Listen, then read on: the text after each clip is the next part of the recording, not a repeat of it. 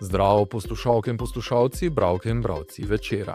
To je dnevni informativni podcast Večerje zjutraj. Veseli smo, da ste z nami tudi v poletnih dneh.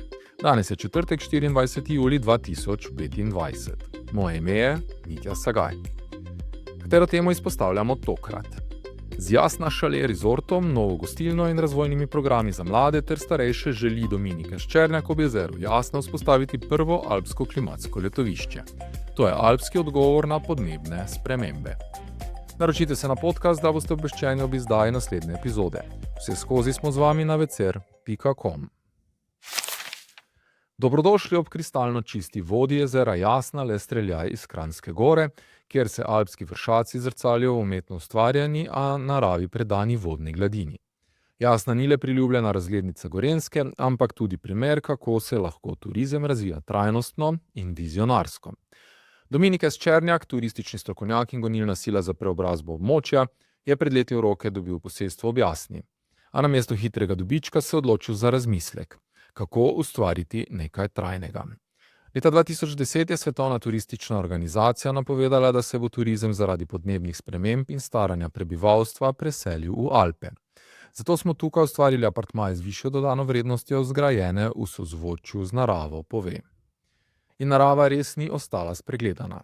Vodo jezera so ohladili na največ 19 stopinj. Ne zato, da bi odgnali kopalce, ampak da bi zaščitili habitat. Kopanje ni prepovedano, le usmerjamo ga drugače. Verjamem, da turistov ni nikoli preveč, le prav jih je treba nagovoriti, dodaja Černjak. Ob tem so uredili naravna gnezdišča za race, ustvarili kotičke za žabe, ribe pa tudi brežine po navodilih naravovarstvenikov.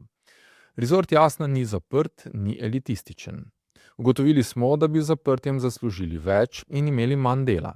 A ekskluzivnost ni v zlatih pipah, ampak v tem, da imaš 5-zvezdično naravo in 5-zvezdične ljudi, poudarja sogovornik. Zato v resortu dnevno sprejemajo obiskovalce, ki so postali del zgodbe. Nova pridobitev je tudi gostilna Jasna, z jedmi 3 dežel, ki povezujejo okuse Slovenije, Avstrije in Italije. Na meniju so teleči Dunajc, polenta s panceto, domača kokošja juha in tiramisu, vse pripravljeno pod taktirko priznanih šefov. Posebnost? Večerje brez telefonov. Ob prihodu telefoni romajo v hiško tišine, gosti se tako lažje povežejo s sabo, s hrano, z večerom. Jasna danes stavi na naravno regeneracijo, za pljuča se gre na Vršič, za kolena v Pišnico. V sodelovanju z Mariborsko fakulteto so dokazali, da ima zrak na Jasni zdravilne lastnosti. Ob tem razvijajo še gozdne kopeli in zimske potope po metodi Wima Hofa. Vendar Jasna ni le zgodba za turiste, je tudi naložba v ljudi. Program Jasnini mladi talenti, mladi med 15 in 18 letom, omogoča, da se med počitnicami učijo mehkih veščin v gostinstvu.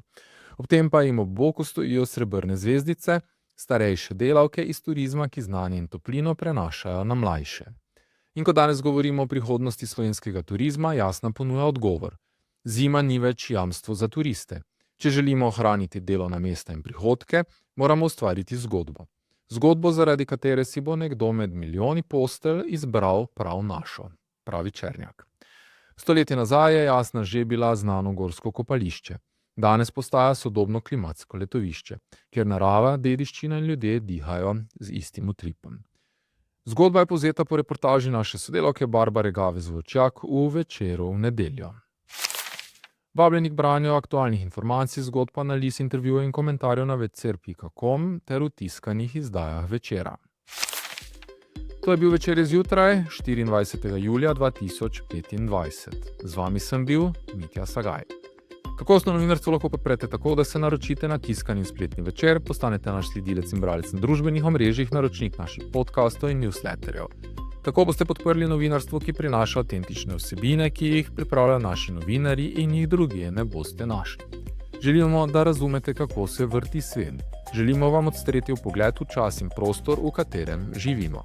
Veseli bomo vaših komentarjev, pobud in kritik na različnih kanalih. Se beremo in slišimo.